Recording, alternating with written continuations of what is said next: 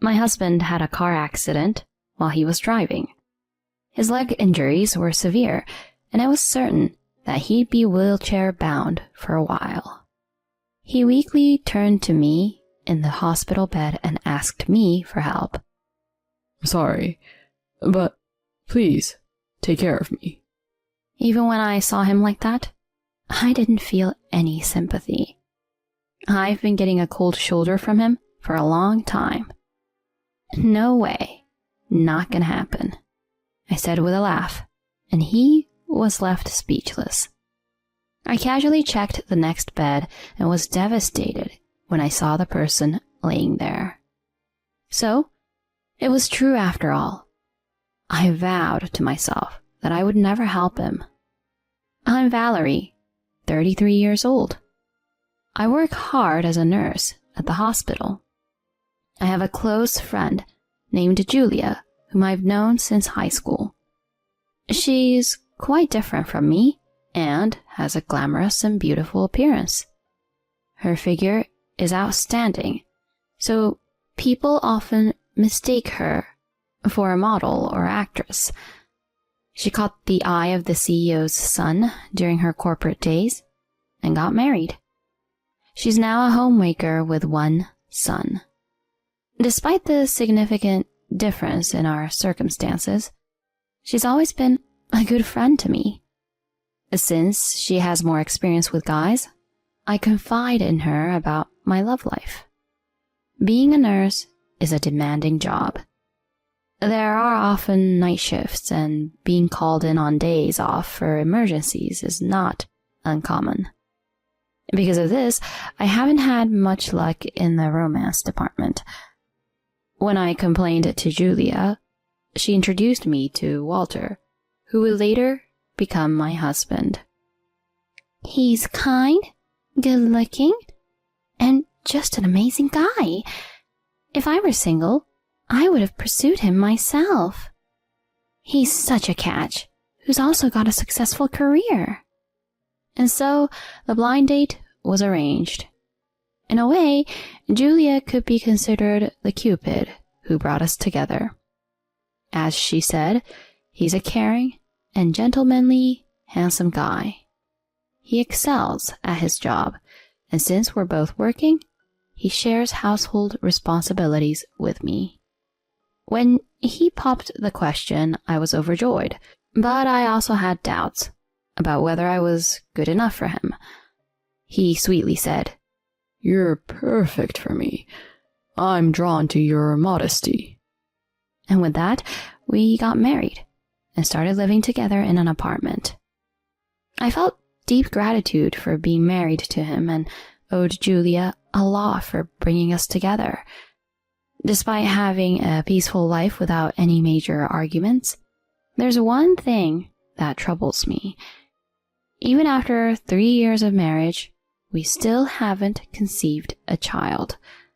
We're actively trying, but it just isn't happening. I'm 33 now, and felt a sense of urgency due to my age. Nowadays, with the advancements in medical technology, it's not uncommon for people to give birth in their late 30s to their 40s. Given my background in healthcare, I also know the various risks that an advanced maternal age poses to both the mother and the child. That's why I want to have a baby as soon as possible. My longing is so strong that I start considering fertility treatments. One day, I brought up the topic to Walter. I think the reason why we haven't been successful is that both of us or one of us has an issue. I want to get a thorough test to find out. So let's go to the clinic together. I thought that he, who was normally loving and caring, would surely agree. However, my expectations were quickly shattered. He refused to undergo infertility testing, no matter how hard I tried to persuade him. "No way. It's embarrassing. not infertile, you know. If anything, it's probably you. His unusual assertiveness made me uneasy. How can you be so sure? You can't determine infertility without a test. His face contorted with anxiety, and he broke into a cold sweat while his eyes darted nervously around the room. Well, you know, I just have a feeling. There's nothing particularly wrong with my health anyway. His suspicious behavior led me to intuit that he was hiding something, although I had no concrete evidence. Our conversation didn't progress, and the topic of infertility treatment remained unresolved. I couldn't help but be curious about what he was hiding. Once you start suspecting someone, you begin to notice things you hadn't before. For instance, he frequently has to work late, despite the number of days on his pay stub not aligning with that. There was even a time when he came home late and had the scent of sweet woman's perfume on him. He brushed it off, saying he had been out for a work event, but it seemed fishy. Furthermore, I often find strands of long hair in his car. We both have short hair, so it makes no sense. He claims that it fell when he had a female colleague in the car, but it just doesn't sit right with me. I doubt that there are any male colleagues with such long hair, and it's hard to believe he regularly gives female colleagues rides. My suspicions about him deepens. So, I decided to confide in Julia about him. She arrived at a cafe, looking all put together in designer clothes, with glossy hair and immaculate makeup. Still as beautiful as ever. Sorry for keeping you waiting. So, what's going on? You said something related to Walter?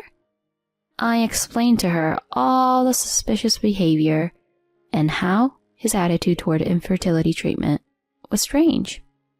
I expected her to offer some advice on how to deal with the suspicion of infidelity. To my surprise, she said it was all my fault.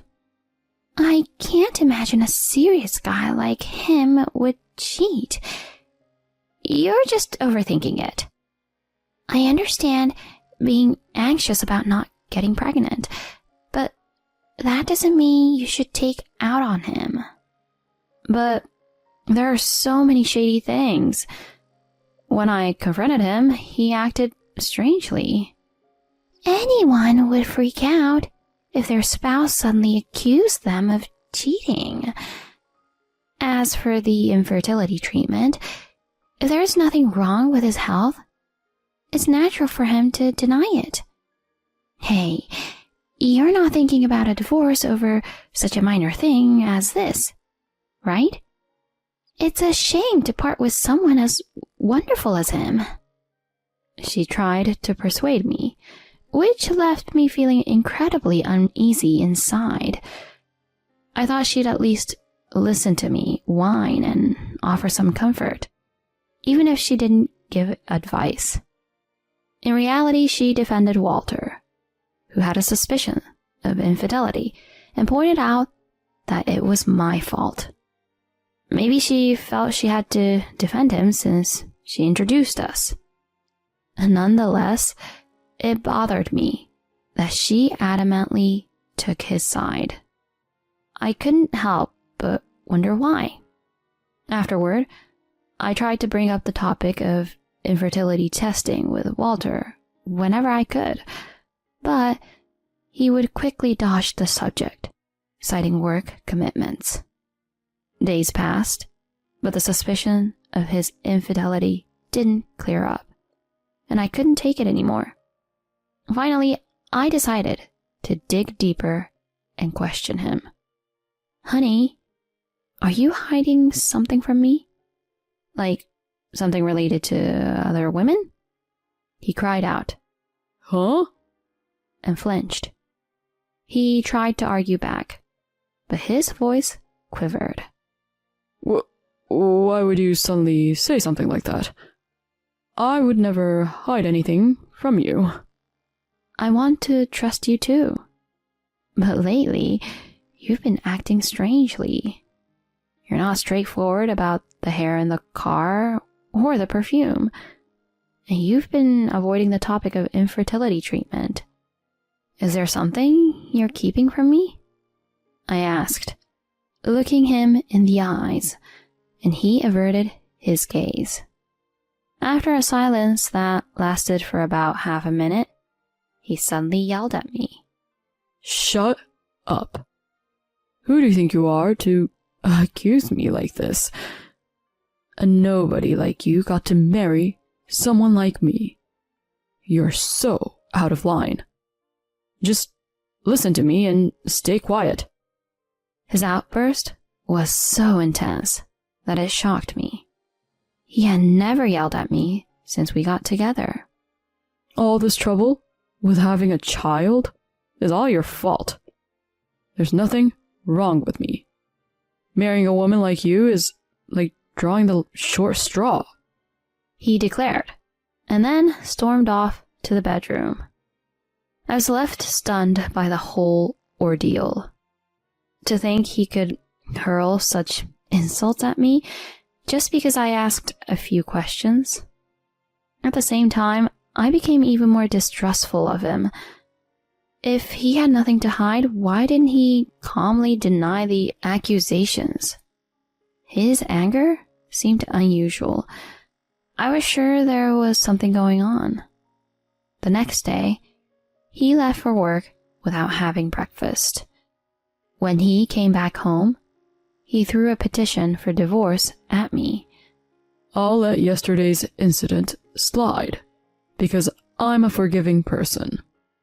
But next time you complain about me, it's a divorce. He threatened arrogantly. He seemed to think that I would stay silent and endure it. Honestly, I had plenty of things to say to him. It was clear to me that he was the one acting fishy, so I didn't understand why I should be the one to back down. Unfortunately, the fact remained that there was no concrete evidence of his affair. I humbly apologized for accusing him and kept the form on hand for the time being. He looked satisfied as he listened to my apology, but in my mind, I was preoccupied with how to uncover his secret. Although a private investigator was expensive, I was considering hiring one, but things took an unexpected turn. I received a call from someone who revealed his affair and even told me the identity of his mistress. The story was so shocking that it made my head spin. While I had expected his infidelity, the identity of his mistress was a surprise. The person who provided the information had no reason to lie to me, and later he showed me evidence that backed up what he said. I was devastated and ended up in tears. Once I composed myself, I was filled with anger toward both Walter and his mistress. I vowed not to let them get away and swore to bring them down. One day I came home to find Walter packing his suitcase. He seemed to be in a good mood, even humming a tune. Oh, you're home. Good timing. I'm sorry for the suddenness, but I'm heading out on a business trip now. I'll be away for about a week, so please, take care of the house, he nonchalantly announced. Of course, I couldn't just nod in agreement because there was something important we needed to discuss. Wait, I have something important to talk to you about. As soon as I said that, his face turned noticeably sour. He probably thought I was going to bring up the infertility topic again. When I tried to speak, he cut me off saying, "Enough already. I've told you many times. There's nothing wrong with me, so I won't go for the test. You're being annoying. I'm in a hurry. I'm leaving now." I tried to tell him that wasn't it, but he didn't listen and quickly left. I told myself not to show any mercy upon his return. I suppressed the urge to scream in anger and wished for some divine retribution to befall him. Surprisingly, my wish came true quite easily. A few hours after he left, I received a call from the police. Your husband and his sister have been in a car accident and were urgently transported to the hospital. Apparently, he had been driving too fast and couldn't navigate a curve, resulting in a crash. By the way, he's an only child, so there was no sister to be with him. Most likely, the woman with him was his mistress. I rushed to the hospital and spoke to the doctor. Walter has severe leg injuries, and it was confirmed that he would be in a wheelchair for the foreseeable future. I went to his room to check on him. When he saw me, he seemed somewhat uncomfortable, but he managed a weak smile and asked me for a favor.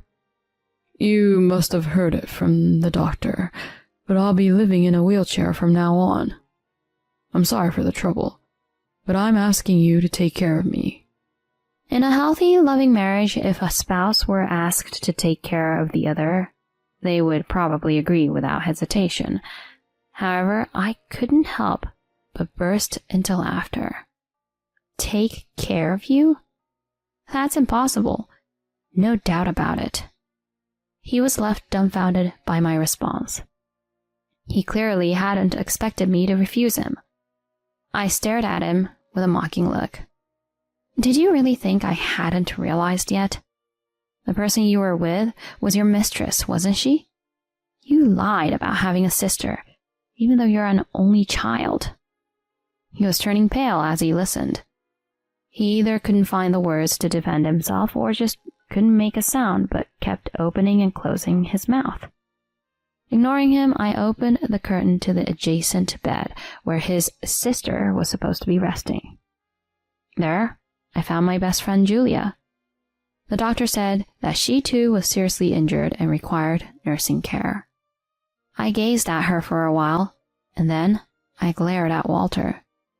So, she was your mistress after all.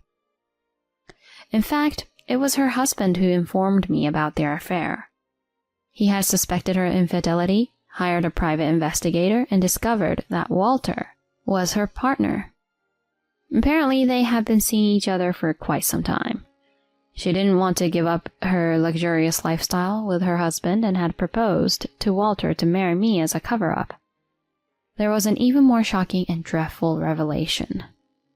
The son she had given birth to wasn't her husband's, it was Walter's.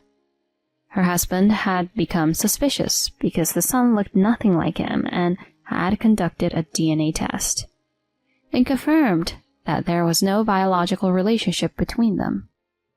When I saw the son's face, which bore a striking resemblance to Walter, I was amazed. He was so certain he had no issue because Julia had given birth to his child. It made sense to deny being infertile with a track record like that. When he looked at me and Julia's husband with despair, I crushed him with another wave of bad news. So, we're getting a divorce. I'll make sure to claim alimony too. I have a lawyer already, so be prepared, I declared, ready to leave. But he shouted, Wait. I was wrong. Julia was persistent, and I ended up continuing the affair. I genuinely love you. You know that, right, honey? I'll break up with her. Please, reconsider the divorce. He pleaded earnestly, but his words had no effect on my heart. Instead, my disappointment in him grew. He was just trying to secure me as a caregiver and, as a bonus, avoid the alimony claim. His selfishness infuriated me. It was the perfect time to confront him head on. I took a deep breath and gave him a piece of my mind. So, this is your true nature, huh? How pathetic, trying to put the blame on her and sell her out to save yourself. I have to say, I feel sorry for her now. No chance I'll ever get back together with a despicable man like you. Please, don't say that. You're the only one for me. Ugh, you're making me sick. After cheating and even having an illegitimate child? Such rubbish talk won't work for me. Besides, I've already submitted the form you gave me, so I have no obligation to help you anymore. Don't ever come near me again. I retorted, and this time I walked out of the room for real. I could hear his anguished voice from behind, but I didn't look back. Several months later, Walter, Julia, her husband, and I were all divorced. Julia's husband and I each claimed alimony from our ex-spouses, but neither of them had enough money. They ended up borrowing from loan sharks to pay us. 6 months after we divorced, they got married, but they seemed to be struggling. Walter couldn't handle the judgmental eyes of colleagues who had found out about how the accident led to his divorce, so he left his job. His relatives and friends severed ties with him, and despite needing caregiving for his wheelchair-bound condition, no one would lend a hand. They're leading a miserable life, juggling multiple part-time jobs and day labor just to make ends meet and raise their child. Meanwhile, I'm savoring my carefree single life. I chose to see this as a reward granted by fate. That's what I tell myself now.